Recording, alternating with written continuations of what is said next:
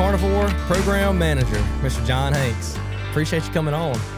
Thanks for having me. This is round number 2. Round 2. So everyone, if you have not gone back and listened to the first time, a few months ago, sometime, it was after season. Yeah, I think it was last January or February we did that. Yeah, so About go back 6 months. Yeah, 6-ish months ago. So go back and check that one out. That was a long one. We had a lot of information, kind of covered everything from the life cycle of the black bear to crazy stories of black bears to the hunting season, how that went. So y'all, LDWF, y'all just dropped and just announced some of the changes for the upcoming 2025 Louisiana black bear season. That's correct. So our lottery actually opens July 28th. Today's July 21st. Yep. So it's going to run from July 28th to August 28th. And unless something really major happens, it will be those dates from now on. So you can kind of set your calendar by it. It'll be just the 28th through the 28th, which is end of summer, prior to hunting season. Last year, it was much later. I don't think it started till August 29th, but we were in the process of building it. And now that we have it already ready, we can offer it earlier. And that also allows for some things to happen earlier. Like we have the mandatory training course. If you're successful in the lottery, we can have those earlier. Our baiting last year started, if you were a successful lottery hunter, then you're allowed to bait for bears. You could start 2 weeks prior to the season. Well, this year you'll be able to start November 1st and go through the season. So it gives you a little more time there. But if you're not a lottery winner, it's illegal to bait bears in Louisiana otherwise. Yeah. A couple other things we have is, our landowner designee leasee tag is transferable one time. We didn't have a limit on it last year, but now it's a 21 days from notice of success, or you've been drawn. So you have 21 days to transfer that tag. It can only be done one time. It has to be within that 21 days, and that's because we have to get those training courses going, right. And we have to know who's coming, and we can't 2 days before the hunt starts. Hey, I want to transfer it to right. Jim Bob. It's too late. So I get drawn. I'm a landowner. I don't care. What something happens, my wife plans a vacation and I've already paid for it. I ain't missing it. Mm-hmm. And my wife ain't letting me miss it. So I want to go and transfer that tag to, like I said, Billy Bob. Right. Does he have to lease the ground from me, or can it be just a friend from? It'd have to be a resident hunter, properly licensed. You'd be required to have a bear license. And of course, a lot of these lotteries, you have to buy a bear license just to apply for. Right. Not all, but we can get into that a little later. So let's say it was your best buddy, Billy Bob, and he's a lifelong resident, big hunter. All you have to do is transfer it to him. And the way you do that is you call us or send us an email, talk to me. Hey, I'm going to transfer this to Billy Bob Jones. This is his address, his name, his phone number. Just basic information. Basic stuff. And please call him, and I'm going to send you an email saying I transfer this to him. Yeah. And that would be it. Now, that a lot of people are confused about that landowner tag. They think it means you got to own land. Well, it's a landowner, designee, or leasee. So you either have to own 40 acres or more, or you have to have permission, which would make you a designee, or you have to have a leasee, because there's a lot of timber company land around, and a lot of those guys are lease that for hunting. Now it has to say in your lease that you have right, to hunt all species, or rights to hunt bears, because some people have leased duck blinds, and they don't have deer hunting rights, right. Just duck hunting rights. There's right. other places where, maybe you only have deer rights, or turkey, or something. Something. Right. It could. There's places that are fishing clubs. Yeah. So is that new for this year, the landowner tag? No, it was there last year. But just to clarify, because a lot of people think, well, only a landowner can do that. Well, it says landowner, his designee, or leasee. Well, designee is just somebody that has permission. Now you have to prove land ownership and permission and leasee, but we don't ask for any of that unless you're successful in the lottery. So you don't have to worry about that till you've got your notice that, hey, I won. Don't have to do all the extra homework. Exactly. All that stuff. Gotcha. If you're running trail cameras this season, listen up. Wise Eye trail cameras are crazy smart. They are the only ones that can actually sort deer pics for you and legit help you pattern that big buck. And the new Tacticam Reveal Ultra is fast, reliable, and able to live stream right to your phone. Fortunately for you, we've got them both ready to roll and all the accessories that you need right here in store at Spotted Dog or online at SpottedDogSportingGoods.com. And don't forget, free shipping on all orders over $99. Let's get back to it. So one thing that most people are going to be I think everybody for the most part is going to be very excited about is going from 10 tags to 28 tags? 26. 26 tags. 26. And so last year it was really 11 because there's a secretary's tag. And this year it will be 26, and one of those is a secretary's tag. So last year we only hunted in Bear Area 4, which is that Tensas area. It's Tensas, Madison, East Carroll, West Carroll, about half of Richland and Franklin, and a little bit of Catahoula. So this year we will still have that Bear area, and instead of 10 tags, it will be 14 tags, and likely the secretary's tag will be up there because that's our densest population and most likely place to have that. And then we're going to have Bear Area 1, which is that coastal population, St. Mary, Terrebonne, Iberia, down that way. And there will be 8 tags there. And then we'll have the upper Atchafalaya, or what we call the Point Capee population. That's Point Capee, a little bit of St. Landry, West Feliciana, bits and pieces of some other parishes. And that's Bear Area 2. And there will be 3 tags there. But of those 3 in Point Capee, 2 will be landowner, 1 will be a general. A general tag, you don't have to prove that you own any land. You don't have to there's no acreage minimum like the landowner tag, but it has to be on private land in that Bear Area. So if you had 10 acres or 20 acres instead of 40, the general's the one you'd want to do. Or, hey, I got a buddy that'll let me hunt on this place or something. Right. And you could technically apply for both. You could apply for the landowner if you were the landowner, and the general. It would up your chances. And mathematically, it would be highly unlikely, but you could win both tags. Well, if you win both, you have to relinquish one. You're only allowed one per season. Gotcha. So if you were to win the lottery of all lotteries and get multiple tags, you can only keep one. Now, you could decide, hey, I want this one or that one. You're doubling your odds, right? But you still only get one seasonal bag limit of one bear. Right. The odds are against that happening, but it is possible. Yeah, it's possible. But we have a caveat for it that if you do win multiple tags, you have to relinquish all but one back. Yeah, that makes sense, just because you still have the limit.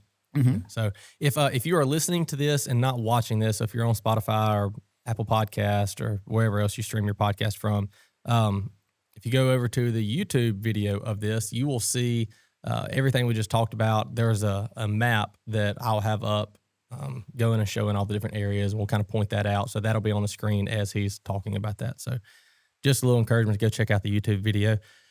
All right. So what made us go up to 25 plus 1? So it's 26 tags. So it's now keep that in mind. That's over. We opened up new bear areas. Right. So 11 of those tags are in different bear areas. And then, we were able to, last year was kind of a prototype, experimental. Let's do 10. Let's see what happens. Let's have like a little soft launch. Hey, you can't get everything perfect, and we still not have everything perfect. And things happen that are, hey, we need a limit on when you can transfer your tag. We can't have somebody call the evening before the season opens, where because that person is required to take that training course, and they've already happened. So we've added a few things like that.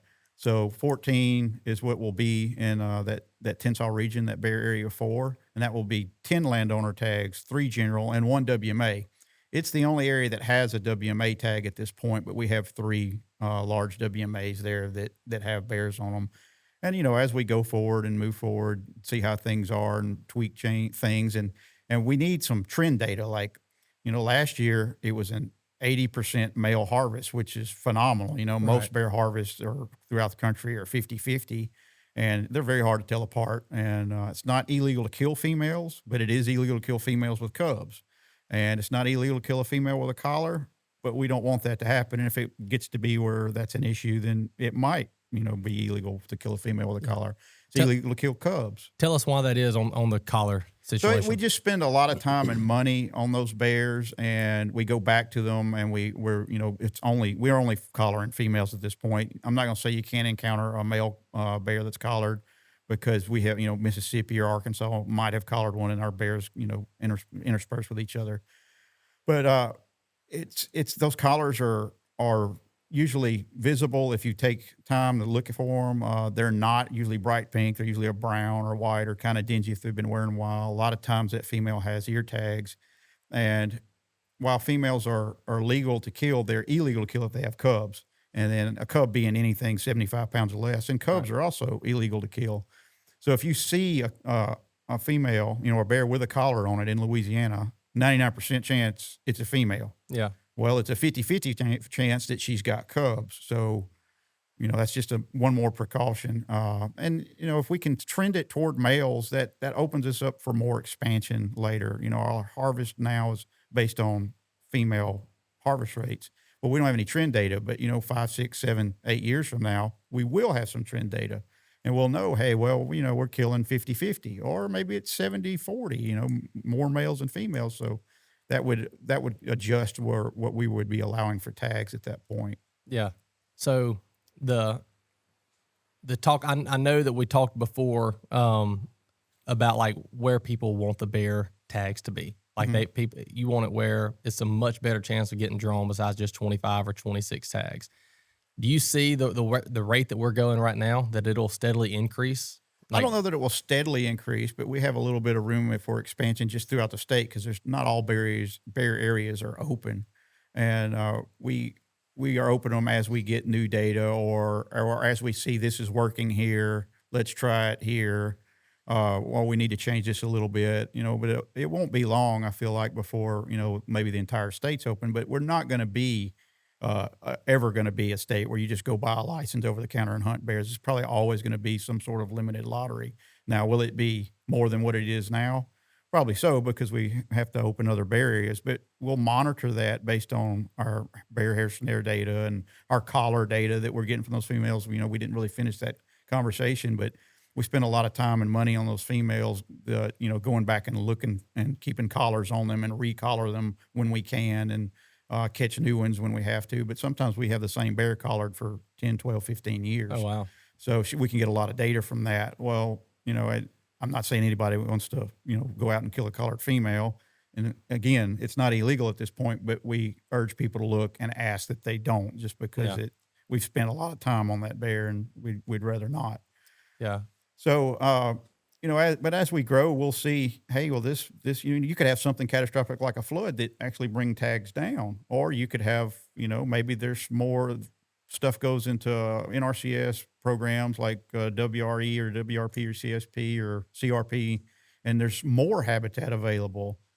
Maybe there's a spike in population, but that's stuff that we don't know until we get data back. And you don't just go out there in July and say, all right, I'm going to do a hair snare, and what it is in August. That starts planning from the year before. We know what bear area we're going to do next year. And then we'll start doing that, working on that probably in as early as, February or January, getting landowner permission, start building snares in late April or May, run the snares June, July, maybe early August. And then that hair sample has to go off, DNA has to be worked. So it sometimes can be a 2-year process from the start to the very finish of it. Right. And while that's happening, we're doing another one.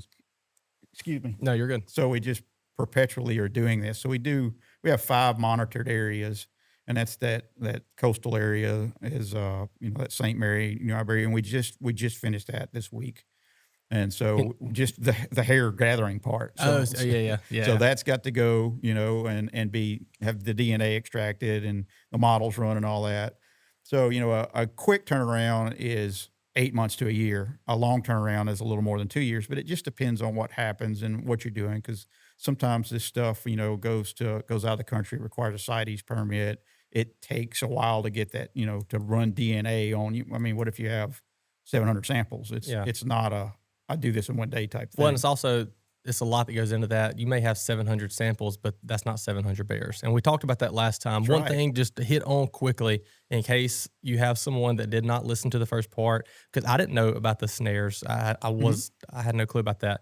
But if you have someone listening right now, typically when you think of a snare, you think of like someone trapping a typical snare.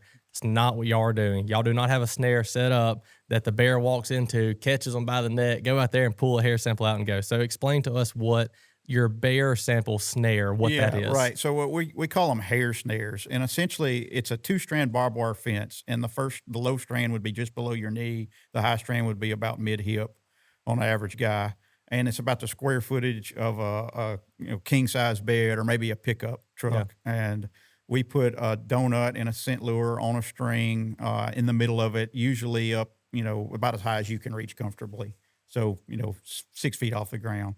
And that bear comes through there, smells that donut, smells that scent, goes through the barbed wire. When it goes through the barbed wire, its hair catches on that barbed wire, and that's a sample. Well, it may, if it's a big bear and it goes in one side and out the other, well, it might leave you 6 samples. Right. It might leave you top and bottom samples, and it's we account for all that. We count. We have a start tree, and we count what barb it was on. It was on top number 72. And lo and behold, number 73 and 74 has it too, likely the same bear. So if you had a bad sample there, we like it to be 5 or more hairs, where we really like it to be 25 hairs. Right. But if there's 3 samples there and one of them has got 1 hair and the other 2 have 30 hairs, then, we're going to get them all. But if it gets down to, we have some non-viable samples, it's usually those ones that are fewer hairs or things like that. And sometimes we call those out because you can't tell, deer get in there and hogs get in there and dogs get in there and raccoons get in there. Well, some of that you can clearly see this is not bear hair, Right. and you throw it out. Some of it you can see, well, this is only half a hair. There's no root follicle. So you have to sort through all that stuff. And then you have to enter all that stuff in the computer. This is bear sample number 72 on this date, on this snare, on the top wire. That's a lot that goes into it's a lot that goes into it. I want to ask about that because last time we talked, I should have went back and looked and listened to see exactly when you said, but forgive me, but remind me when you were here 6-7 months ago, whenever it was, you're talking about the study from this past year. Mm-hmm. You haven't gotten any of that back yet, have you? So last year we did, not this summer, but last summer we did the Point Capee area. And the summer before that we had done the Union Morehouse area. And I'm getting preliminary data back now. But, we made our bear decisions, our bear lottery decisions and hunt decisions back in the spring. Yeah. Anything you can talk about with that or not yet? Well, I mean, I don't have the hard data to give you hard numbers. I have a guesstimate of, Right. that this, maybe this population is stable, or there was, there's this number of bears is likely here. Now, the thing with like Union and Morehouse, that was the first time it's ever been done. So I know there's bears there. Right. And, but when we do it again, it'll make it stronger. And we just perpetually do these on a cycle. So you get these, the more you do it, the stronger it gets, because it's capture, mark, recapture. Well, there might be a bear that we caught 5 years ago for the first time, and then he shows up in this one 5 years later. So he's part of that marked population, and that strengthens our population estimate. It's much more complicated than this. I'm just trying to, Yeah. It's more than I can understand. There's a lot of professors and things at universities that are doing, mathematical models and testing against this and then giving that. And then there's a certain amount of bears that don't use the snare or won't get in the snare. Well, there's a correction factor for that. There's flooding that takes place, and these 10 snares were only available for 3 weeks instead of the whole 6-week period. So there's a correction factor for that. There's all these little things you don't think about. A limb fell down on the snare and knocked it down, so it was out for 1 week. All this correction factor for that. There's all these little things that you never even begin to think of. It was a hurricane, came through. We still ran the snare, but maybe that changed movement, that week or whatever. Yeah. So a lot that goes into it, more than I could sit here and list. We'd be here all day. But it is, it's neat to see though, because you'll even see bears maybe show up in a different population. They could be in a Tensas population this time, and then the repat the next time, because they live right on the border, and those bears can sometimes have these huge home ranges up to 125 square miles. That was one of the craziest things that they commented on after the last episode was the range that the bears travel, because everyone says, because the number we said was around, was it 14 or 1500 bears in the state is what y'all right. There's about 1,500, give or take. If you could pull up every tree in the state, and you told me there was 1,783, I wouldn't be surprised. Or if you pulled it up and said, well, there's only 1,312, I wouldn't be surprised. But we also have bears from Arkansas and Mississippi trading back and forth. So any given day, they may be more or less. It's, like up there where the Union Morehouse population is, they straddle the line.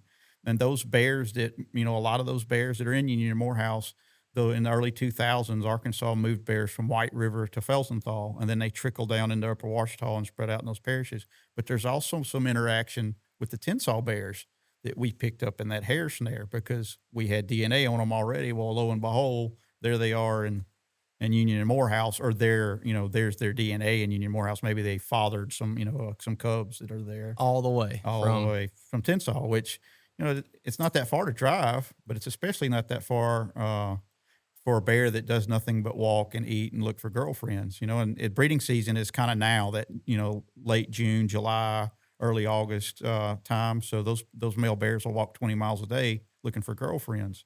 But when I was 16, you'd walk 20 miles a day looking for a girlfriend. Ride a bicycle, whatever. I drove to Lake Providence more times than I can count for mine. So yeah, absolutely. Well, I'm excited about the number of the tags that we have. That makes it a little more enticing for people that are straddling the fence or on the fence about going and putting in, because again, right. You mentioned a while ago that that you have to go and buy your bear license. You have to get that before you draw. And you said something about we can talk about more of that later. Yeah. Are there stipulations that you don't have to buy your bear tag? To enter the lottery, to enter the landowner designee / leasee lottery, you don't have to buy a bear license because you could transfer it. But you have to have a bear license before you come to the training course, and you have to show it to us. Right. So to enter the lottery for a general or a WMA, you have to have bought a bear license or it won't allow you to. But there's also no burden of proof for ownership or anything in those two lotteries. So that's the difference there.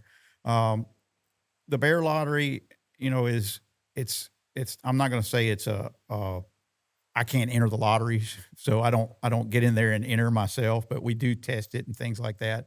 And it's as easy as we can make it, but there's a lot of information in there. There's a lot of, this is what's required of you. These are the general rules. This lottery differs from this lottery based on, well, I'm a landowner now. I have to, provide a deed or permission if I'm a designee, and, probably a property tax receipt from the most recent year to prove that I own this.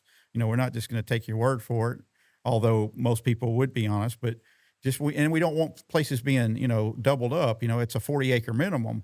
Well, if you had 40 acres and 5 guys put in for it and 3 of them won, that's not what we're looking for. Now, if you had 80 acres, well, then 2 guys could put in because that'd be 40 for each. Right. So, and another thing that a lot of people don't know is that landowner designee leasee lottery, that qualifies you for that lottery to either be a leasee or a designee. And there's no qualifications for that general or that WMA other than you're a resident and you bought a bear license. So you're not going to have to provide that property tax or my lease or anything like that. Even if you're hunting on your lease, if you win the general tag and you're hunting on your own property or leased property, there's no requirement other than I'm a bona fide resident, properly licensed. So it's a little bit less paperwork, but it allows you that landowner tag allows, it's a whole separate pool of tags. Yeah. What are you looking forward to on this coming season? I know trend data is something that you're all about. Oh yeah. I get that. But what are some things that you're excited that may not have been put out just yet? Like something you personally, or even the state, give me some exciting stuff, which we've already talked about. We got an increase in tags. So we got an increase in more than doubled. Yeah. And which is incredible. But you're still going to have people that are going to be like, well, that's still not enough. Bears are slow reproductively. Females don't breed till they're 3 to 5 years old. They only breed every other year. So it's not like deer, certainly not like hogs or rabbits. They don't reproduce quickly. Right. So it takes a long time. And, well, what kills bear cubs? Male bears kill bear cubs because that makes the bear, the female go back in the season and he can breed her again. But you see that type of behavior with a lot of predators or large carnivores, lions and things like that. It may be different reasons, but a lot of times males of those species kill cubs. Sometimes their own, sometimes not their own. But if we had bears that bred like deer or like hogs, it would be an open season, but there's not that issue. at this point, and I don't think there ever will be. If you look back, I get a lot of people that we'd like the bears restored to historic data, or bears restored. I'm sorry, we would like our bears in Louisiana restored to historic numbers. Right. So historic numbers in Louisiana, we don't really know. You got to guess at it. There's probably between 50 and 80,000. Well, Alaska has 100,000 black bears. And Yeah. think how big it is. A place like North Carolina, they may harvest 4,000 bears. Well, we only have about 1,500. So they're harvesting more than twice what we have. So any large carnivore or predator type animal, they don't get bigger than their prey base. And, you think about prey base for bears, they eat fawns and they eat hogs and they eat this, and they do opportunistically. But bears are much more likely to eat nuts and berries and corn. Probably 70 to 80% of their diet is non-meat. They're not, our black bears are not out there, hiding behind every tree waiting for a deer to walk by. Now, if they encounter a deer, especially one that's injured or hurt, they're going to take advantage of that. Or, if they just happen to walk up on one and surprise it, they're going to take advantage of that. But they're just as likely or more likely to knock over your 500-pound gravity feeder and lay there, until it's all gone. And then get in the barrel and make a house out of it. So while they do eat meat and they do kill things, it's not their main source of food. And their main source of protein probably is more insects and bugs and beetle larvae and things like that than it is, something like fawns or hogs. Now, if I could get all the bears to kill 10 hogs a year, people would love them. Yep. And they do kill and eat hogs. We've had pictures of hog traps where there's a bear in it, and he goes in there and gets him one. The problem, there was 12 bears in there. He got one or two. 12. I'm sorry, there's one bear and there's 12 hogs. He gets one or two pigs or piglets, and that's it. Yeah. We want him to get them all. We can't Right. quite get him to do that. Yeah. Speaking on that, this is off topic a little bit. Anything that I go and ask, if you don't have or you can't say, not because it's secret, but if you Maybe I don't know. maybe you don't know, then feel free to tell me you don't know. What are the hog? What's the update on the hog stuff, the hog population? It seemed like it was such a hot topic years ago, and everything. It still may be. And I know we all love shooting, we all love hunting hogs and all that, but it seems like several years ago, everybody was shooting them out of a helicopter. Everybody was trapping. Everybody was running dogs. Everybody was buying thermals and night visions trying to shoot them. And they still may, but it's not as hot of a topic as it once was. Yeah, I think all that stuff is still happening. And, hogs you can't hardly hunt them out. They just reproduce too fast, and they stay in thick cover, and you put a little pressure on them. You got 80 acres and it's full of hogs. Well, you go out there and shoot a night or two. Well, they just leave your property. They don't have to go very far. And maybe the next guy doesn't know he didn't have them. Well, now he does. Well, it takes him a little while to get geared up. So it's, you can't hardly eradicate them, by just shooting them. So trapping and helicopters and all that stuff is still going on. I just don't think it's not as new as it was. Yeah. It's still happening. People aren't talking about it maybe as much, or people like, well, this isn't harder than I thought. I got these traps and I've caught a few hogs, but now I got to move them, and it never stops. Right. Or, I don't have hogs at this time of year, but as soon as the corn gets harvested, boy, my world turns to hogs. So I've got to really gear up for them. They kind of understand that maybe it's not a year round thing for them, but it is an every year thing for them.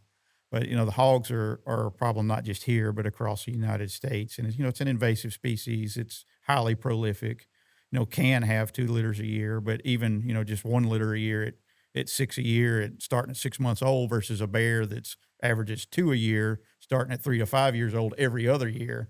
You do the math, how much more, a hog can put out on the landscape. And of course, people don't think about this, but hogs eat meat too. Yeah. And a hog runs across a newborn fawn, it's going to get It's it. going to kill him quick. Yeah.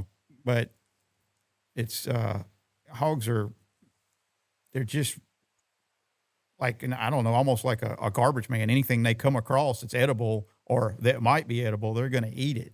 And so we have problems with bears chewing on like creosote posts and stuff like that, or treated lumber around camps. Well, hogs rub on that stuff too, and it's probably more for, it feels good, or maybe helps keeps the insects on them. but there's way more hogs in the state than there are bears, and certainly way more in the country than there are bears. There's about 40 states in the country that have black bears, and we're probably like number 28 or 30 on the list as low, Yeah. So, we have in the Southeast, we have Florida has quite a few bears. Georgia has a good number of bears. Alabama and Mississippi have very low numbers of bears. So does Texas. Arkansas has quite a few bears. Missouri is kind of more like us, about that same speed. But you get in that Tennessee, North Carolina, Virginia, Maine, Pennsylvania, they're just loaded with them. And those people have had bears and lived with bears for years and years and years. So when somebody hears like, I can't live with these bears, well, there's about 30 states in this country that have more than us, and some of them way more than us. So people have been getting along with them, and while they can tear things up and can be a nuisance, they've coexisted with humans for decades and decades, millennia, really. Yeti just dropped their new wetland collection, and man, even if you're not a hunter, you're going to want it. It's got that classic camo vibe, and it's limited edition, and it looks flat out awesome. Coolers, cups, bags, all with that clean camo look. This is a limited run, so for now, when they're gone, they're gone. But lucky for you, we've got them here at Spotted Dog. So come shop in-store or online at SpottedDogSportingGoods.com. What's the biggest problem that people, the residents of the state of North Carolina, have with bears? That's a good question. I'm sure it's just like us. They probably get into bird feeders, and they get into trash, and they get into chicken coops and things like that. Well, if you live there, and of course, if it's a little different here, because while we've always had bears, there was a time in the 80s and 90s where they were very hard to see, even in the early 2000s. And now, I think we had a bear in Broadmoor right there north of Baton Rouge North Baton Rouge this year. And we have things like that all the time, but maybe it doesn't get any media attention because, a bear in small town, around Minden, you might not get news coverage like you do in Baton Rouge or New Orleans. So bears are moving out and expanding, and they're also, sometimes they're just out looking for girls, or maybe they've been run out of their home range by a new male, or maybe it's a young male and a older male has finally figured him out and, hey, you got to get out of here, runs him off. So when you go to a place like North Carolina, those people have had a lot of bears a long time, and they're experiencing the same exact problems you are, but their daddy, granddaddy, great-granddaddy, and great-great-granddaddy all hunted bears, and they all dealt with bears. Where here, maybe your great-great-granddaddy did, maybe your great-granddaddy did, but your granddaddy and your daddy didn't. Right. So we kind of have been, it's like, well, we didn't have them. Well, we did, and we always have, but they were in such small numbers that you didn't have to deal with them. But, there's things like you can do, like if you got chicken coop and you live in bear country, you need to put electric fence around it. Bears don't jump fences like deer.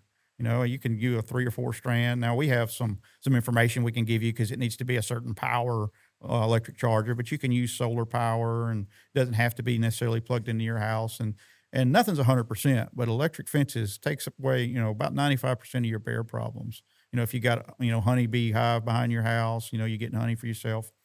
The question is not, is a bear going to get it? Is when is the bear going to get it? So it is true that bears like honey. They will. Well, everybody thinks that, but they like the larval bees. The protein in there is what they're really after. Yeah.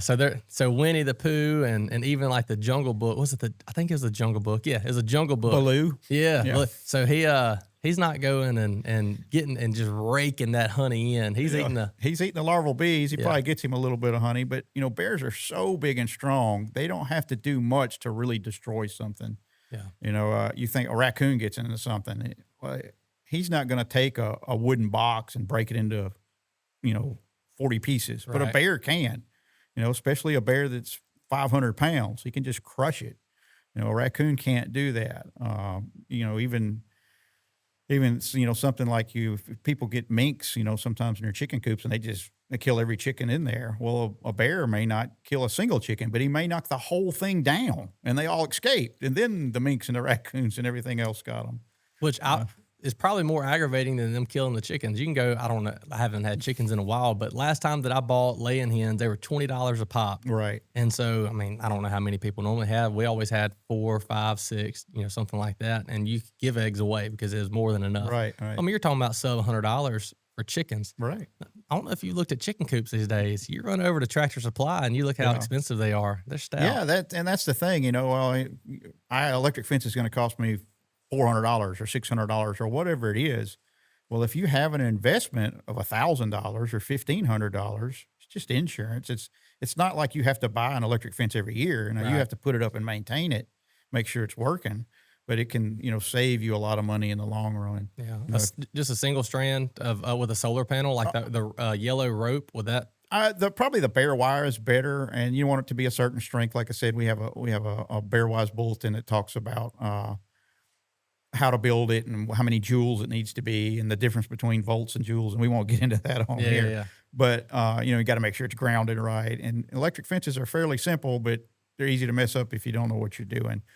But if you had that electric fence there, and not just, if you've already got an existing fence that maybe it's 6 foot tall, maybe you could put a low wire and a medium wire and a wire up top. So if the bear were to climb, but you'd want that on the outside. If you have no fence at all, you could probably just build a 3 or 4 strand electric fence that's maybe waist high or slightly higher. They're not going to jump it like a deer. They're going to try to crawl under it, go through it. And if you have an electric fence, you got to keep the grass off of it. You got to keep it up. You got to make sure a limb's not falling on it, things like that. You spray a little herbicide around it and keep the grass from, shorting it out. If it's not working, it might as well not be there. And we sometimes have people that have, hunting camps, and there's always bears tearing them up. Well, you're talking about something that's, a house. It may be $100,000 or hundreds of thousands of dollars. So what's a couple $1,000s on an electric fence? But you can't build an electric fence on 3 sides and, I don't want the driveway closed, or I want the lake to be open. Well, the bear can swim around the fence. If you've got 3 sides to a 4-sided project done, it doesn't work. Mm-mm. You might as well not have any sides. So you need to completely enclose it. Now, I understand when you're there, you might take the gate down or turn the fence off, but while you're gone, it needs to be 100% enclosed and 100% active. Yeah. So no threats to humans that you're aware of so far? We have the basic encounter. The big complaint we get is, especially in those heavy bear density areas, is, I shot a deer and I went to get it, and the bear has my deer. And when he stumbled across it, or they get stuff from hunting clubs and those areas where they've had a lot of bears for a long time, and bears have learned that a gunshot means at least a gut pile. It's a free meal, so they don't wait 30 or 40 minutes to get down out of their deer stand. They shoot, and 10 minutes later, the bear comes out in the power line looking, smelling, because he can smell that bear for, mile. I mean, the bear can smell that deer for, a mile away or farther. And so he knows that every time that high-powered rifle goes off, it's a dinner bell. So, I would suggest that people carry bear spray with them anywhere that they might encounter a bear, not just, where you hunt in Louisiana, but if you're going to Gatlinburg on vacation or, out west, there's bear spray, and you can buy it at local stores. And y'all may carry it. If you don't, you certainly could. You can order it online, and it's, there's all these different brands. You pick what you like. But some have a bigger can, some spray 5 feet farther than the other, but it's useful. Now, keep in mind, we live in Louisiana, and if you get a canister of bear spray and you leave it on the dash of your truck in the hot August sun, it could explode and it will total your vehicle. Especially this Wednesday. Did you see the real field for this coming Wednesday? No, I did not. 117. 117. Okay, That's the real field. The actual temp, it broke 100. So it's 100 degrees this Wednesday. Oh, that's wonderful. But the real field 117. That's hot. That is hot. So to keep your bear spray from exploding. Don't leave your bear spray. Don't leave it on. If you're going to leave it in the truck, wrap it in a big towel, put it under the seat. There's some of those companies that make what they call like a bear spray koozie, and it's essentially like a plastic container with some pipe insulation in it, like you would put around your pipes to keep them warm in the winter, and it just keeps that can cool. Keeps it from exploding. So it can be safely carried in a car, or maybe it's at your camp, and you always see bears, around the camp. Maybe you have one there by the back door or something.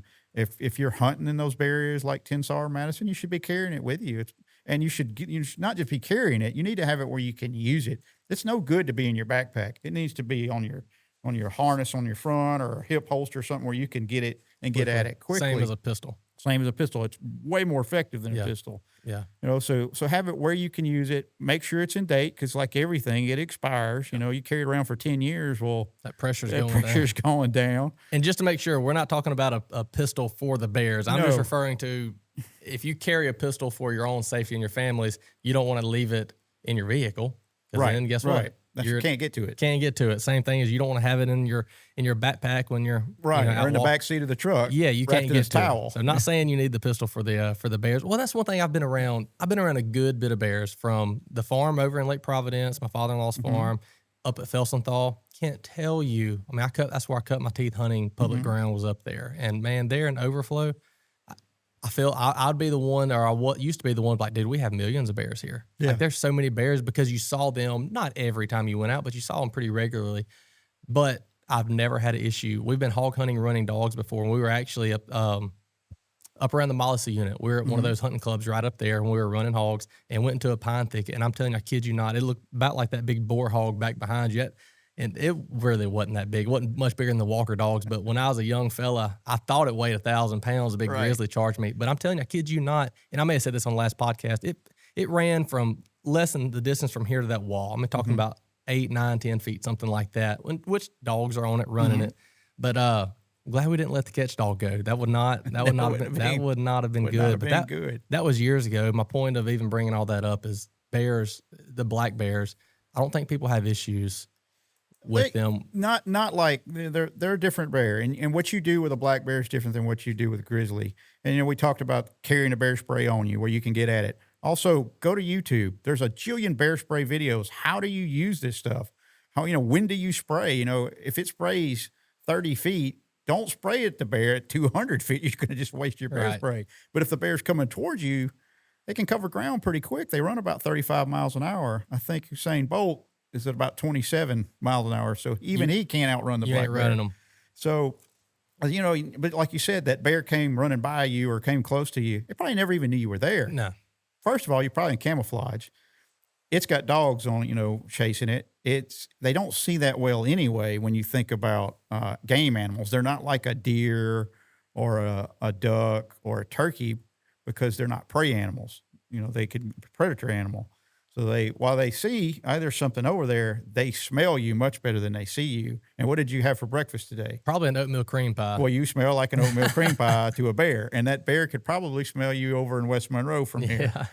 So that's what and I get that from hunters all the time. Well, he didn't even act like he saw me. Well, you're in camouflage in a box. Yeah. Of course he didn't. He smells you. You have a coffee bottle. You had oatmeal cream pie or donut. Yeah. Or, I didn't eat anything that day. Well, that bear can smell good enough that he picks up whatever you've eaten the day before. He smells that steak from last night. Yeah, he can smell chicken cooking for like 5 miles. So, his sense of smell is far greater than most, canines. Or it's not something that we can understand because we don't have that concept. Now, he could tell you that, bear could walk in here and talk. He could tell you everybody that's done a podcast in here the last year just based off of their smell. Right. So they smell you. You're dressed in camouflage. You're trying to hide. The best thing you can do when you see a bear and encounter a bear in the woods, especially if it's kind of coming your way, is make yourself big. Maybe you got a jacket or your gun or something. You hold it up above you. Hey, bear. And you look bigger than you really are. If there's 2 of you stand together, hey, bear, here I am. Loud, clear voice. Don't run. Right. Because if you run, that ignites that chase thing, just like when you were a little boy, pedaling down the street and here come the neighbor's dog, and the faster you pedal, the more he chased you. Yeah. But let him know you're there. Most of the time, then they'll stand up and look at you, and well, you do smell like food, but you're talking, and you look awful big. You're not food. Yeah, and with grizzly bears, if you're attacked by a grizzly bear, you're supposed to play dead. That's not true with a black bear. With a black bear, you fight back because most black bears aren't much bigger than you. And you can hurt them. You can get away. If you play dead, you just make it easy. And another thing about bear spray, that bear spray has to be applied to that bear's face, eyes, nose. Spraying bear spray on your tent makes you a hot and spicy camper. It doesn't work that way. It's not a preventative. It's something that you have as a tool to, the bear is close to me. I want him to know I'm here. If you're talking to that bear and he's at 100 feet and he walks up there and he gets up there to 50 feet and, I'd have my bear spray out. And if he gets to in range of me if I have 30-foot bear spray and he's at 30 feet, you're going to pop him. I'm going to spray him. Yeah. I'm going to let him know I did it. So if every time I get around Nolan, he sprays me, I don't get around Nolan anymore. Yeah. That's something interesting that they were talking about grizzly attacks and overall aggressiveness with grizzly bears and just brown bears in general. In Montana, Hmm. they say the safest place to go and be around grizzly bears is where they're hunted. And I found that interesting. I mean, it's super simple to say, and once you Right. think about it, but although a grizzly bear what's one animal I don't want to mess with. I mean, like we're applying for elk tags in Montana and Wyoming, and that's always in the back of my mind. It's like, man, I really don't want to go there just because of the grizzlies. But if you go where they're hunted, they know that humans will kill you. Yeah. They're hunted by humans, and they know that loud boom, that rifle going off, that fire, whatever it is, they know that that's a human. They correlate those two things together. And so someone on a media, no, I think could have been Clay Newcomb, I don't know, but someone on a very popular podcast recently was talking about that. They were gearing up for an elk hunt this fall this fall in Montana, and I think it was Montana. And that's what they were saying. Like, we're not really worried about the grizzlies because you see a grizzly, they're gone because they Right. know that you will get shot. They're hunted there, and so they're not the top of the chain. And so Right. I found that pretty interesting. Well, if you think about deer hunting here, if you put a little pressure on deer, you just I have deer in my yard right now, and I can talk to them. Now I can't get up and pet them, but I can be outside with the bird feeder, and they come in the yard, and hey deer, I'm over here, and they'll look at you and kind of they don't Yeah, necessarily run off. They don't let you come to them, but they're hanging around. But if you wait till about end of October, 1st of November, when people start putting feeders out, there's some bow hunters in the woods. Those same deer, they don't come around, or they see a right. person and they immediately run. You don't say, "Hey deer, I'm feeding the birds. Come on." Yeah, They don't do. They know that pressure, that human pressure, and it's not just deer, it's not just bears. You can think about waterfowl. Just even if you're not killing them, if you're just there, you're putting pressure on them. And that pressure causes them to act differently. how much do you do with other game animals or other animals in general besides bear? I used to do a lot when I was in the region. We did everything from hummingbirds to alligators, including bears and doves and ducks, lots of deer stuff, turkeys. But now I'm only bear. And while I might help out here or there, 99.9% of what I do is bear or Yeah, bear related. There's a lot of stuff we get called on that, hey, there's this, there's a dead bear here, or we think a bear did this, and he comes out and that's a dead hog, or that's not bears doing that. Something got into my trash and it's all in my yard, and it turns out to be the neighborhood dogs or something. Put a camera on it. yeah, It's not really a bear. yeah, But we have a lot of that. But sometimes it is a bear, so you have to respond to it. yeah. So what about like we brought up Felsenthal. How often do you do stuff with the neighboring states, with Arkansas, with Mississippi? We're in contact, and we have meetings every year. We have a large carnivore working group in the southeast with the southeastern states that meets every year, and then we have the eastern black bear that meets every other year, and that goes. We were for that in New York this past year, and that's the whole eastern half of the United States. So there's a lot of information sharing, and those bears differ a little bit in the Northeast and from here because they have hard winters. They have a true hibernation. We don't really have a hibernation. Our females will den when they're pregnant or if they have yearlings. Males may den for a day or two if we have really severe weather, but our bears are largely active somewhat throughout the year where they have that true hibernation. They have that true time of the year where there's no bear activity whatsoever. Right. But there's snow on the ground 3 feet deep, and there's a snow plow coming to get you out. So we just live in a different part of the state or a different part of the country, and they have the same type habitats. I'm sorry, we have the same type habits those bears do. Like they have that hyperphagia phase. I think we talked about this last time in the late fall, early winter, where they're really packing on. It's for us, it's like late October, early November. They're really packing on calories, 30,000 calories a day to get ready for hibernation. Yeah. But they don't hibernate. Right. But they're doing that in Pennsylvania and Maine because they do hibernate. Well, they haven't changed their, they're still a bear. Yeah. They still act like a bear, and they're still got to be, that female's got to be in good body condition so she can have cubs. Female bears have this, it's called delayed implantation. So they breed now, the eggs fertilize, then they go through that hyperphagia phase and find a den. And then, that's when that egg, gets Plants. implants and starts developing.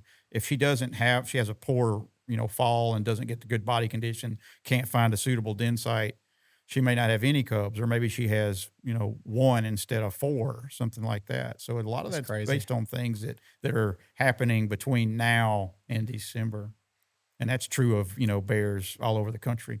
Do you see out of all the areas here in the state, do you see one area that produces more cubs than the other? Not necessarily. I mean, most of our bears, 90% of them are in that Delta region, that you go from the Washita River over to the Mississippi Delta and down into the Chaffalay. And that's some pretty good soil, a lot of agriculture. So that's our highly productive, soil type, not just for bears, but deer, Okay. turkeys, ag, and it's all soil driven. What do we grow in Union Parish for cash crop? Rice bran. Well, we grow pine trees. Yeah. We feed. It feels like it's rice bran is everywhere. Yeah. So we feed rice bran because there are what's growing in Tensas, soybeans and corn. It's growing there.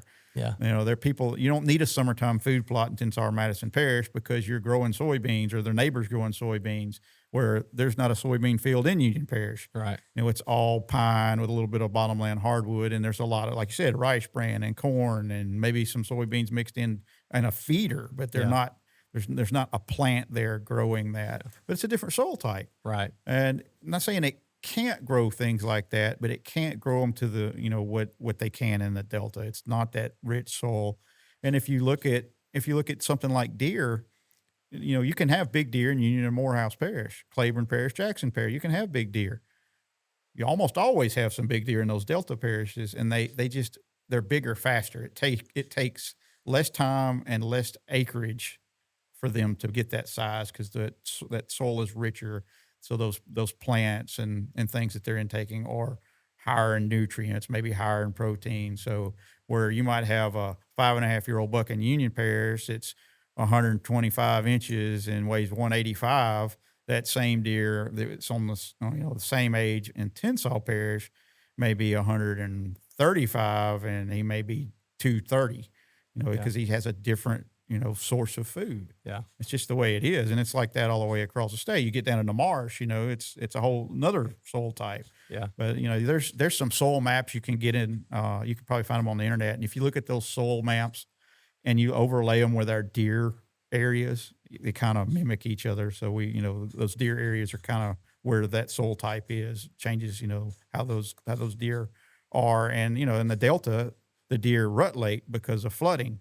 Well, if you rut early, fawn doesn't survive. So they rut late, where, here in the piney woods in Union or Morehouse or Claiborne or West Washita, those deer are born in June.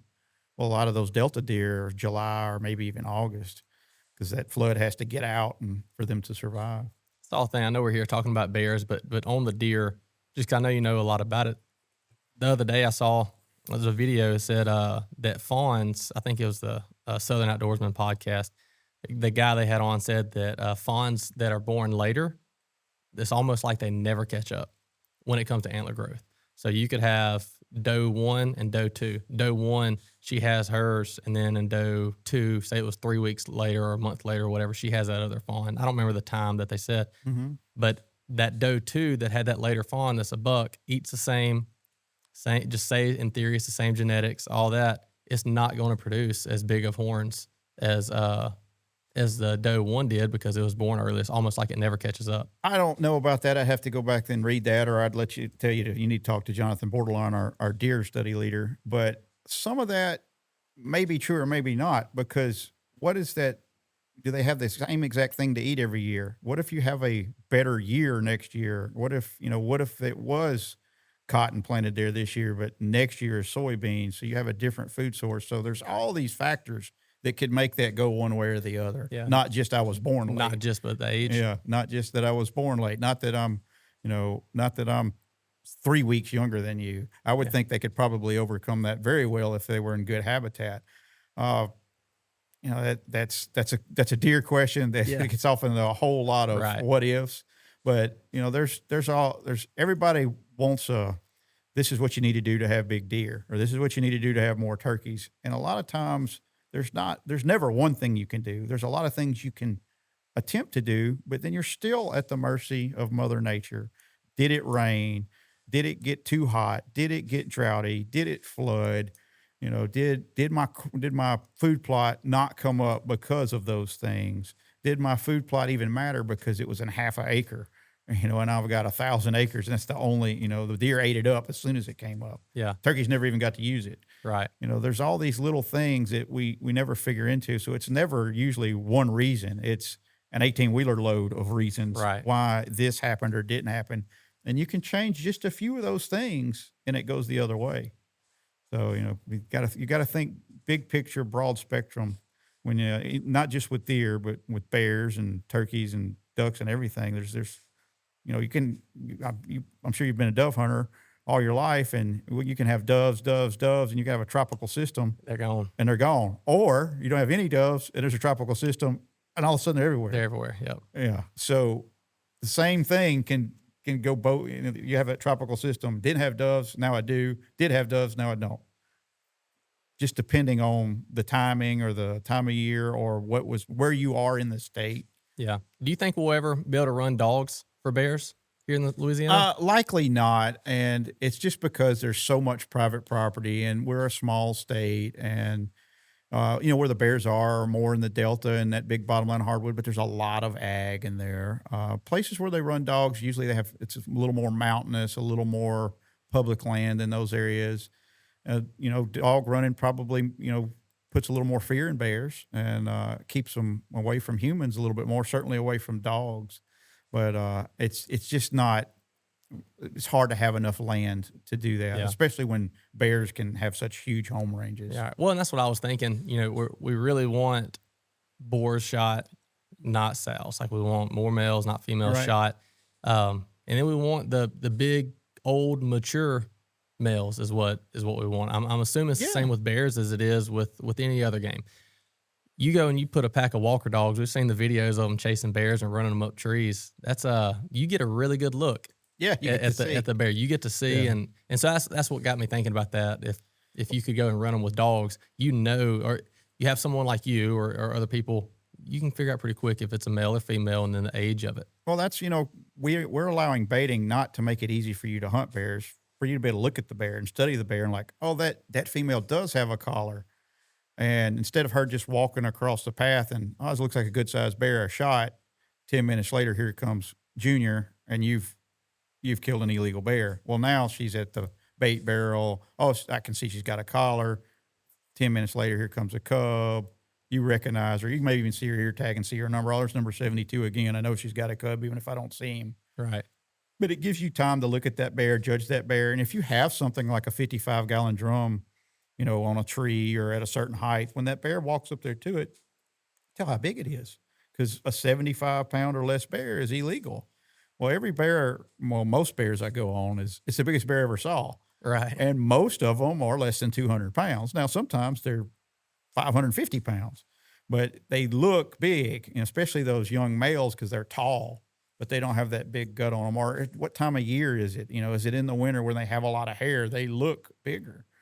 So we want people to look at that bear. Oh, that's for sure a male. That's a bigger male. You know, I've seen him before. That's a female. And while she doesn't have a cub with her now, I know she's got one. She's got a split ear, and I saw her with one last time. So that's what the baiting's about is to let you look at the bear, let you study the bear, and then have a chance to have a good, clean, ethical shot instead of a bear just cross that lane. As soon as it comes across this one, I'm going to shoot. And that's why we also don't have a quota where it's, you know, we're going to kill 40 bears and everybody can buy a license and you call every night at 9 o'clock to see if you can hunt, because that tends to lead to you shoot the first bear you can see. We want you to hunt bears and learn about bears, and if we don't kill all 26 bears, that's okay. But if we do, that's okay too. That's okay too. That's why we have a number on it. Yeah. You know, we can kill this many and not turn the population down. And, you know, we might get to a point where we want to turn a certain population down a little bit, or we don't want to promote bears in a certain area. You know, we don't want bears around Shreveport or Baton Rouge. But, you know, at that point, we may do something a little different. But it's still, well, how many bears are around Shreveport now? Not many, but occasionally there's one. How many are around Baton Rouge? Not many, but occasionally there's one. Yeah. Mm-hmm. Can you speak on the no feeding zones. I know that really kind of to most people pertains more For to deer? deer. I know that does pertain to deer more than it does bears, and I'm here to talk about bears. Right. But can you speak on that to any degree? Yeah, I mean, we have CWD control zones, and you can't feed deer in there. So if you are a successful bear hunter, and this, was in last year in Bear Area 4, that Tensall Madison area, that's where our main CWD zone is, and there's a little bit of expansion there, but still mostly that area. You can bait bears, but you can't bait them with anything that a deer might eat. So while your bear, in Union Parish comes to corn, well, you can't feed corn, even for bears in Tensall or Madison. Do y'all have a list of off limits? So we could make a list if we need to, but right now at this point we have so few hunters that we recommend this. And do you have something you want to bait with? You can ask us. There's no chocolate of any kind, and because chocolate is toxic to most animals, or just about everything other than humans, can't handle chocolate. So no chocolate, and we don't want a lot of we want stuff to be out of the package. We don't want a lot of garbage in the woods. And we recommend something like donuts and like pastries, cinnamon rolls, honey buns, that type stuff. Yeah. You could use fish, meat, that would be something you could use in the CWD zone, because deer's not going to eat meat. If you had a bear that was always raiding your hog trap, well, I would leave him because he's killing hogs, but you probably bait him with hog meat. So but you couldn't use anything Right. that a deer would use. So you also have a little bit of an issue of with bears with bird feeders, and people don't think about that, but that's essentially unintentional baiting. And you can, I don't even have a bird feeder. I just have hummingbird feeders. Yeah, but you got 20 of them, and that bear's after that. It's water with sweet nectar in it, and they like that. And so you think about, you have bears around, or your neighbors saw a bear, pull your bird feeders in for a week or two. Let the bear go on. If you don't give him a reason to stay there, he's not going to stay there. If you're a big gardener, I can give you a list of plants that attract hummingbirds that you don't have to have a hummingbird feeder, or maybe you have one. It's not near the attraction as having 20. Right. And everybody likes to watch hummingbirds, but nobody wants a bear coming through squashing everything in their yard and knocking down every hummingbird feeder. Mm-mm. So think about that when if you got a bear nearby. It's like, what do I have out there? Do I have a squirrel feeder or a hummingbird feeder? Maybe I should take that in for the next couple of weeks and Let the bear move let the on. bear move on. Put it back up. Put it back up. What about colored bears? So here we have black bears and blacker bears, and we have a lot of blazes Right. in certain places, and some are bigger than others. And every now and then you'll get one that's standing in the sun just right, and he looks kind of like a brownish black bear, and then the other ones are black as night, and sometimes their muzzle will be kind of beige, or they'll be solid black all the way out. But we largely in the eastern part of the United States, there's not really a color phase other than black. Like I said, you'll get some that are, like you'll look at a black lab every now and then in a right light, it's got a kind of this reddish brown color. We have some like that, but we don't have like the blonde bears or the cinnamon bears. Our bears are black or blacker. Yeah, you got black and blacker bears. Yeah. Is that going to be just because of species of the bear, or what makes bears up like in the Northwest? That's probably a genetic issue. Okay. It's different environment, different place, and those bears may evolve from, they always had them or didn't have them, or maybe, they had them over here, but it's, it's like seeing a black squirrel. Some people have never seen one. Some people they see them everywhere they go. Well, there was just always a lot there. Yeah. Just like Arkansas. Remember actually Drake Wilmore, the bear hide that we had here last time on the table instead of that lynx. It was brown, and it was a color face. Arkansas bear. Yeah, it was somewhere in northwest Arkansas, I think, if I remember correctly. Yeah, I don't, and it also depends on how old it is, because we have some bears that we've roadkills or things that we've got mounted, and the older ones are more brown. Okay. Than they were black when we first got them, and it probably has to do with they're just age and under the lights all the time, and it's just like, you see ducks preening, and, bears, your dog, they take care of themselves. So once that hide's mounted and just left there, I'm sure taxidermists will tell you, you want your bear to look good, rub this on them, or X, whatever, XYZ for this hide. Same with bears, so that you lose a little bit of color. You'll see that in the feathers of pheasants and ducks and things you have mounted. They start to fade and turn kind of brown. So we got black and blacker We got bears. black and If blacker. you're out there and you see a light blonde colored, what you think's a bear, I'm gonna say it's probably not. Probably not. Probably not. It's Not impossible, Yeah. but it's highly unlikely. That's your neighbor's. What are those dogs? Those big cattle dogs, big Great goat- Pyrenees? Yeah, Great Pyrenees. King James That's or King- whatever. Yeah, that's it. Sitka dropped their new cover pattern, and it fills a gap between all their other camo patterns. It blends in like nothing else, and we've got it here in store and online. But if you're into other things, not just Sitka, we've got the Drake Non-Typical lineup, and they've got everything dialed in for the serious whitetail hunter. From early to late season, they have it figured out, so come try it on here at Spotted Dog and get geared up before the season sneaks up on you. All available in-store and online at SpottedDogSportingGoods.com. Tell me about, we got some stickers here. Yeah. So tell me a little bit about this. We talked about that briefly last time, if I remember. But again, Bearwise, that's what this says. Yeah, is- bearwise.org. So there's about 40 states in the country that are in Bearwise, and we all share the same information. So if you live in Shreveport and you're listening to this and you've never seen a bear, but you're going to Gatlinburg on vacation, there's plenty of bears in Gatlinburg and you need to know about it. Well, get on bearwise.org, and it doesn't matter, if you live in Tennessee or Louisiana, you're going to get the same information. It's going to be stuff on there about electric fences. It's going to be stuff on there about what you can have in your garden to attract birds. It's going to be stuff in there about bird feeders and, when you should take them down, how to act if you see a bear, how to keep bears away from you. What do you do if a bear's approaching? Where do I get bear spray? What are bears doing this time of year? Well, they're in breeding season. Well, what are they doing in late October? Well, they're in hyperphagia here in Louisiana, so there's all these things that it's all bear all the time, and it's about 40 states in the country, and you're getting that same information, no whether you're getting it for here or Florida or Maine, and it's a easy website to go to and to navigate, and you can go to our website and find stuff about bears, but you may have to go through oysters and deer and hogs and alligators, and this is just instant bear. There's stuff on there for kids and just how to act around a bear, how to prepare if you're going camping. What I need. I'm going camping here. Are there bears? Oh yeah, there are bears, and this is what you need to probably have. Or you maybe need to call that local area and say, hey, I understand there's bears there. I checked on Bearwise, didn't see anything about it. What do y'all recommend? And they may recommend X, Y, and Z. Or there may be, hey, we do have the occasional bear, but it's not much to it. Or it may be, don't come during this time of year. It's tough. Yeah.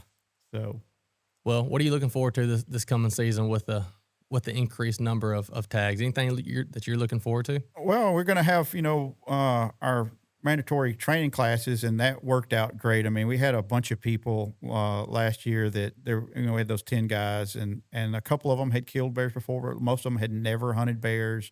And, we talked about using the bear, eating the bear, rendering fat. And I have guys that still send me a picture of these chocolate chip cookies my wife cooked with the bear, rendered bear fat. And they're the best chocolate chip cookies ever. There's so much in that bear that you can utilize. And so, it's a lot of meat, and it's a lot of food for your family, but the bear fat that you can use and other stuff. And if you get online and look for this stuff, there's all kinds of things. You can waterproof your boots with it, if you want to. And bear fat, bear oil was a big export, and probably the late 1700s, early 1800s in the Southeast and Arkansas and Louisiana, and just like whale oil was on the East Coast. Yeah. So that teaching that stuff to those guys, those people understanding that, because there's a lot of people like, you'd eat that thing.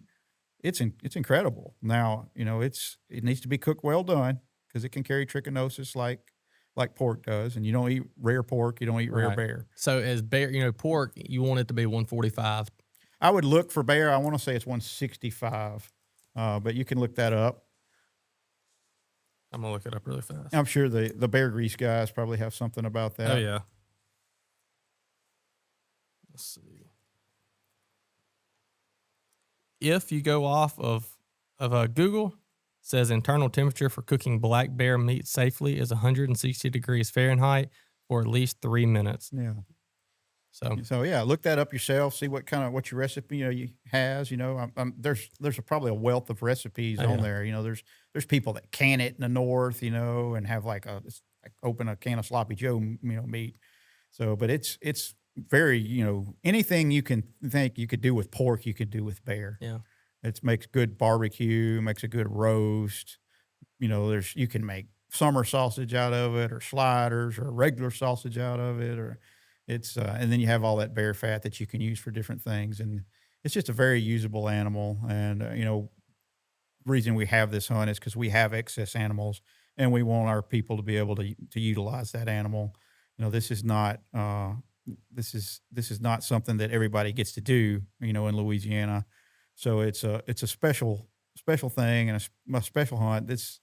It was a success for us just to have a hunt. Right. We didn't have to kill a single bear. We had a hunt of a species. It was listed and recovered. Yep. And then we had a very successful hunt as far as the hunters went. And we killed a bear that was nearly 700 pounds, and that's the biggest bear ever seen. And they North Carolina has some 700-pound bears, and you'll see one pop up in Pennsylvania everywhere. But those are tremendous animals. Hard to come by. Hard to come by. A 500-pound bear is a really big bear. It just shows you what's out there. It was a kid that killed that one too, wasn't it? No, it was a Purple Heart veteran that killed that one. Oh, no, that's right. But there was a kid. There was a kid killed one that was almost 500 pounds, and was yeah. I think he was 17 or 18 years old. It was an older bear that we had handled before. Talking about the bear was 17 or 18. The bear was older, and he'd had a lot of fight wounds and had some tooth problems, and he was on his way out. Yeah, those are the ones So you want to take. what better way to go for an old warrior bear like that? Because they don't go to the dentist and get dentures. Mm-mm. When their teeth fall out, they stop eating. Yeah, and they just starve to death And they or wither starve to away. death, And that's sad. or That's waste tough. away, or they can't fight either at that point, so they can't defend themselves against other bears. Mm. How long is a class that y'all do? It's about 3 hours.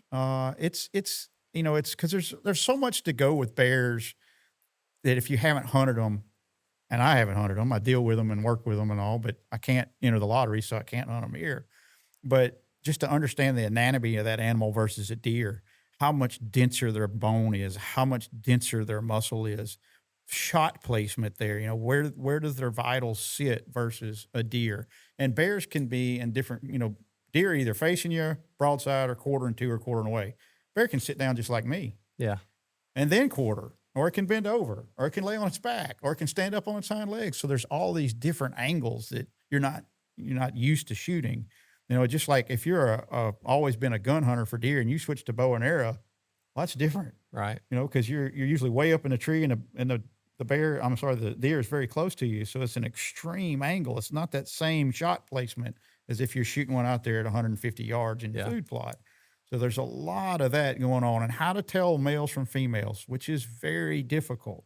That's why bear harvests are 50-50. And there's nothing wrong with killing some females, but that's what limits how many bears you can kill.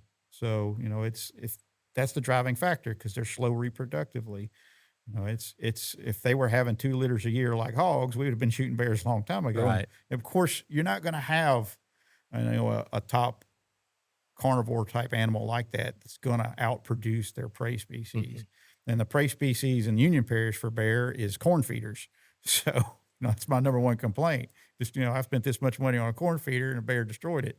I'm sorry is all I can tell you, because you placed it there. And while you did place it for deer, you're feeding raccoons, doves, cardinals, turkeys, possums, whatever comes by there. The bear's just big enough to knock it over and keep everybody else away from it. Yeah. Now, feeding deer in bear country some people don't know this. Some people, maybe they just want to have a stationary feeder.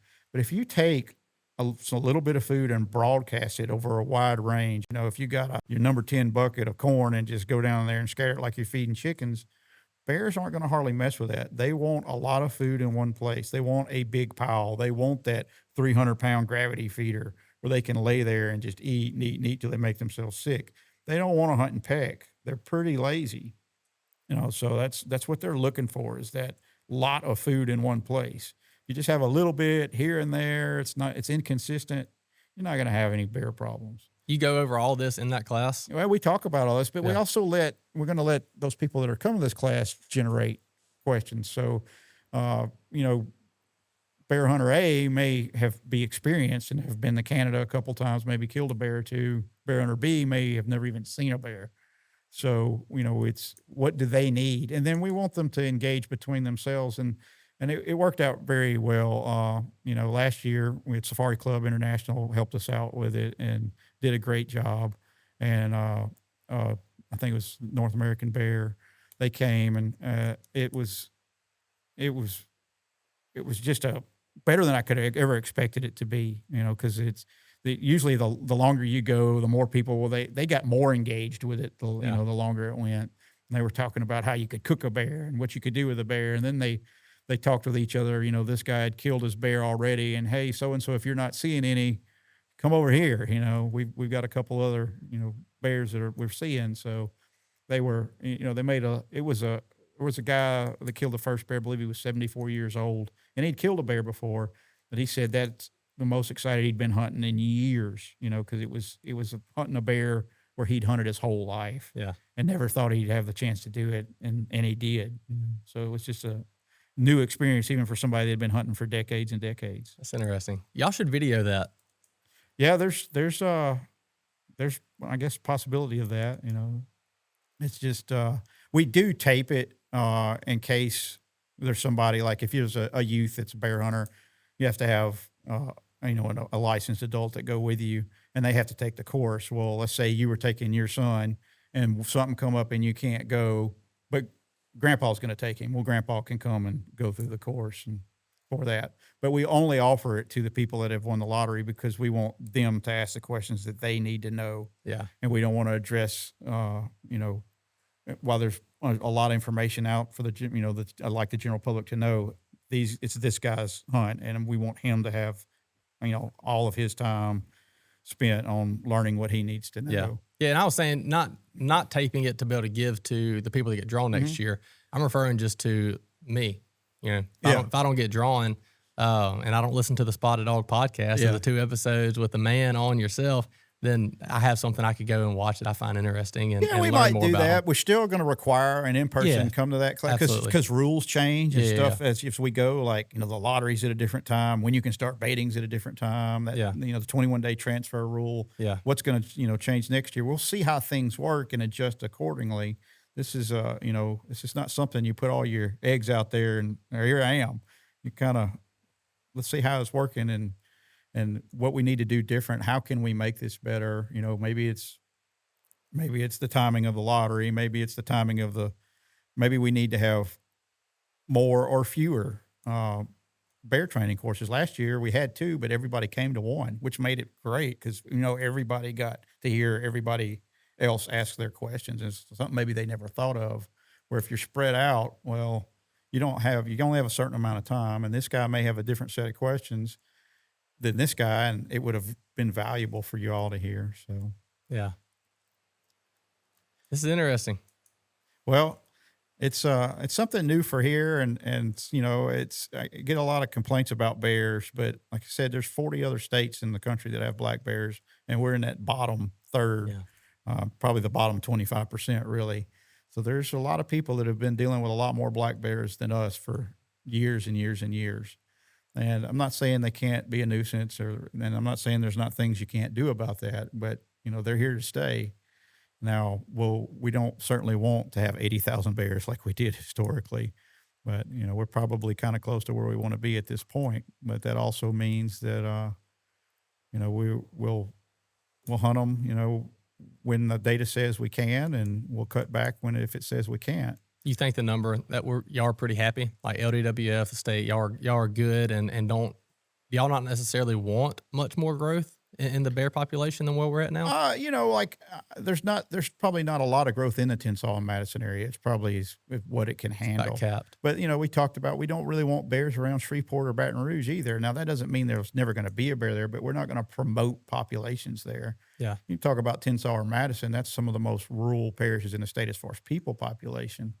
Well, it's very good ground for bear and deer and everything else. Even if that was habitat right next to Shreveport, maybe we don't want to promote one there. I'm not saying there'll never be a bear there, or that we're going to, go over there and kill every bear that comes through Shreveport. And it's not, most of those bears that are moving through places like that are just young males that are trying to set up a new home range, or they're looking for a girlfriend. It's not a constant year-round thing there. Yeah.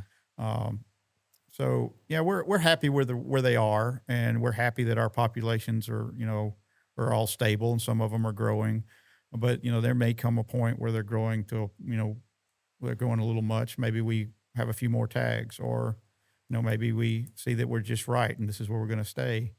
But all that takes time and takes trends, and we've only had one small area for 1 year. We need data, and so we need information. Get that trend data. And so we'll have our harvest data, and we have all the bears that are harvested. We take blood from and do disease samples on them, and pull a tooth, find out how old they are, and get DNA from them. And we know if it's a bear we've handled before. Last year of the 10, only one of them was a bear that we'd handled before.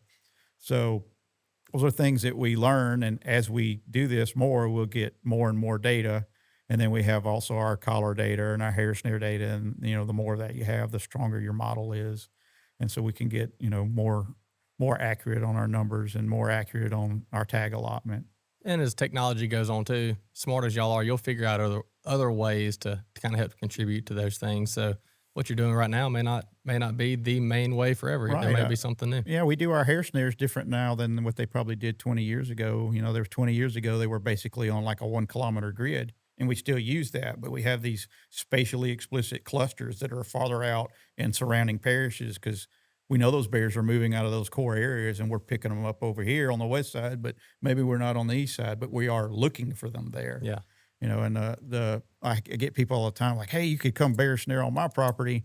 I got a lot of them. And it's not that I don't want a bear hair snare on their property. It's that they're randomly projected on the landscape, because they have to have just as likely a chance not to encounter a bear as they do to encounter a bear. And if I put them only where bears are, it inflates the number. If I put them only where bears are not, it deflates the number. So it's a kind of a tightrope walk. Yeah. And the more you do it, the better you get at it.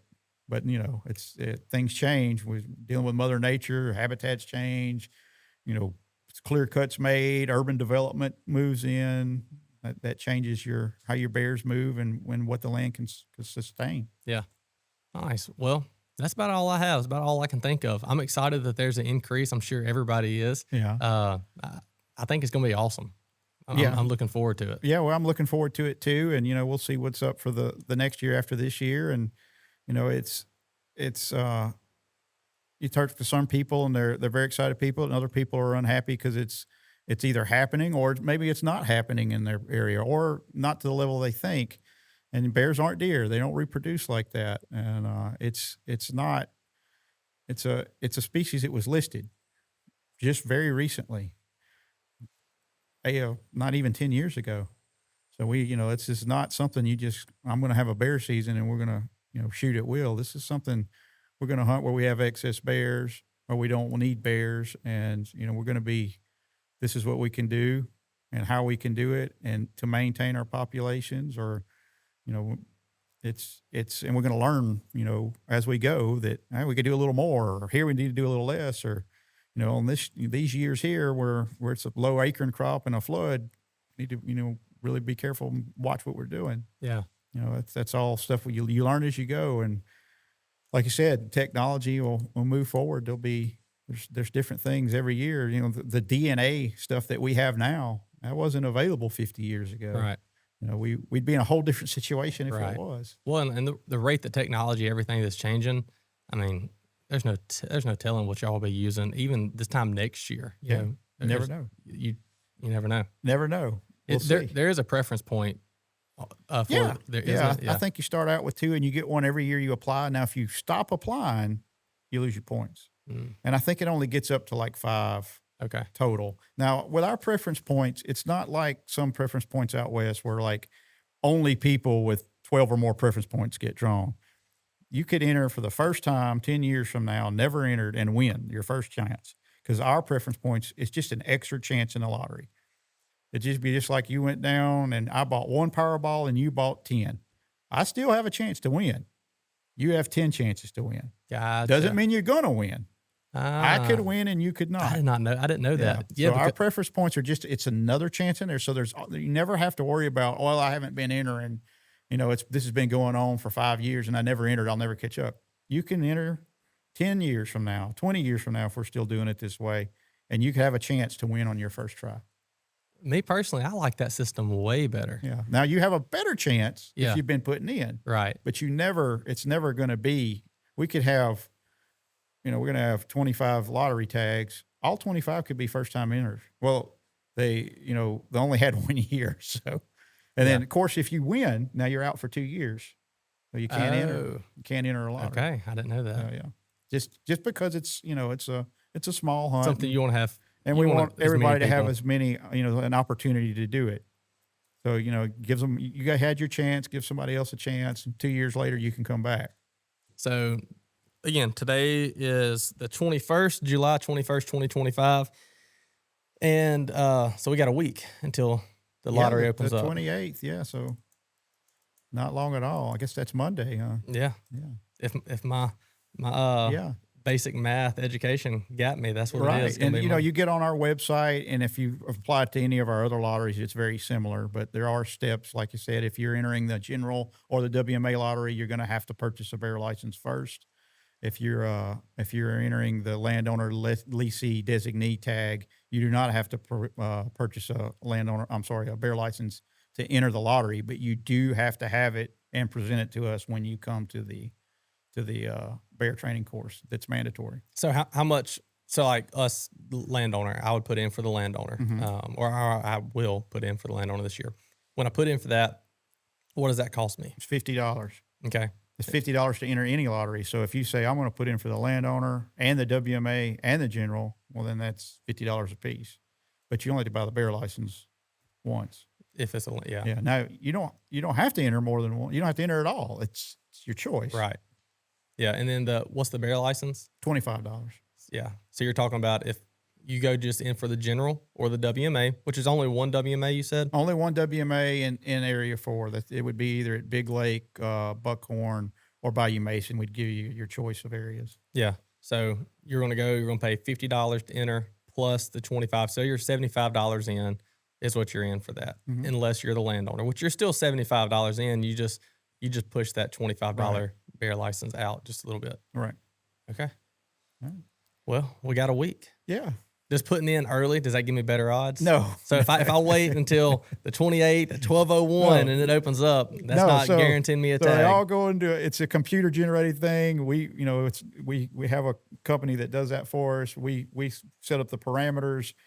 It goes to them. They collect the names or the entry fees or whatever it's going to tell you if you didn't do it right or if there's a problem with it, and you're going to go. It doesn't matter if you put in the last day, the second to last day, or the first day. You're all in the same bucket. That computer generates a random pull, and there you are. That was out of y'all's hands, out of your control. It's totally out of our hands. Yeah, so that way when I win this year, people won't get upset. Well, I get a lot of that it's rigged, and it's not. We have nothing to do with it other than setting up the parameters for what the hunt allows you to do or when it is. But, there's lots of people that I knew in Tensas, Madison last year that I expected, they'll get, none of them got a tag.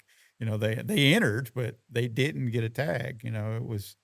If you don't believe me, talk to the hunters that were drawn last year. No, it was not rigged. It's not fixed. It's a true lottery. It's just, you put your name in, you got a shot at getting it.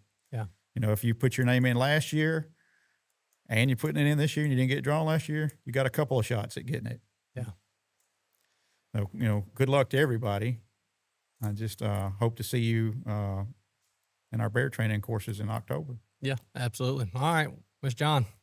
Pleasure, as always. Appreciate you coming on. All right, well, if there's ever anything else that you're ready to talk about, you're welcome on here anytime you want. And to the lady that really is kind of the gatekeeper of all this information that we've got to go through, thank you. So I know you're watching this, and you're actually watching for everybody else because you've got to go and proof it and approve it and make sure it's all good. So thank you so much for letting John and really anything that we request. We haven't been told no yet. So we're excited to work with y'all, all of everyone there at the state and LDWF. So specifically you, I appreciate you coming on. I appreciate being here. All right. Always happy to talk to you. Well, until there's something else to come on and talk about, then we'll be seeing you around. Yeah. Thanks for having me. Absolutely. All right, guys. Make sure you put in July 2028. So this episode is as soon as I can go and edit this thing and get it out, it's coming out. And so it'll be very, very soon. It'll be this week for sure. Unless I'm told otherwise, it'll be this week. I don't think we've talked about anything that we can't share, not until the 28th. Yeah, so we're good to go. So hopefully it will go out this week before you go to put in. And if you're kind of on the edge or you're whatever about going and putting in for the 2025 Louisiana Black Bear draw, then this will entice you a little bit more. So thank you all for watching. Put in for the Black Bear draw. Let's support this. This is something exciting. This is something good. So anyhow, that's all I got. Well, I will say if you have any questions about it or having problems with it, just call your local LDWF office, whether it's Monroe or Lafayette or Lake Charles. If you want to know and you're having trouble with it, or I want to know, I didn't understand something, feel free to call us. We're here. We're public servants. We're here for you. Yeah. So well, that's one thing that all this has taught me. When you deal with LDWF, it's not just game wardens writing people tickets. It is, and even them, when you don't do something wrong and you're in the right and you're doing things the way you should, the game warden, same ones that'll give you the ticket, they're the first ones there to help you out of whatever situation it is, and so are y'all and everyone else that I've dealt with at LDWF and at the state. So anyhow, they're good people. So just give them a chance. Don't be an outlaw. Don't do something dumb and stupid, and you'll be okay. Yeah, you go to bearwise.org. Yes, yes, Bearwise. Got some pretty cool little stickers here. Proud to be Bearwise, Louisiana. So this is bearwise.org. Go check them out. So, all right, that's all I got. I'm going to get you out of here so you can go and count bears or track them down or collar them, whatever you're doing today. Well, pleasure to have you. Our pleasure to be here with you. Yeah. Thank you so much for having me again. Absolutely. We'll get you on soon. All right, bye, everybody. Thanks. Bye-bye.